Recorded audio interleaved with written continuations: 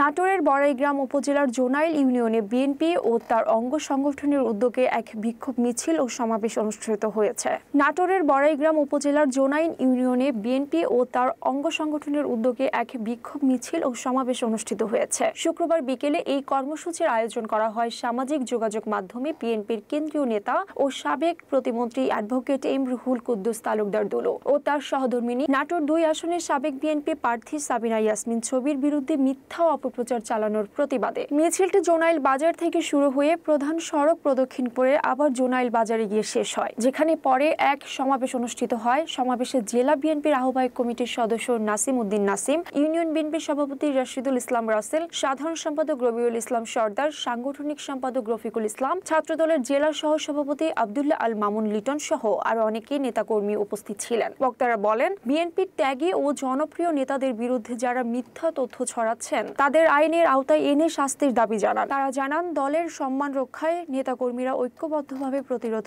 গড়ে তুলবে।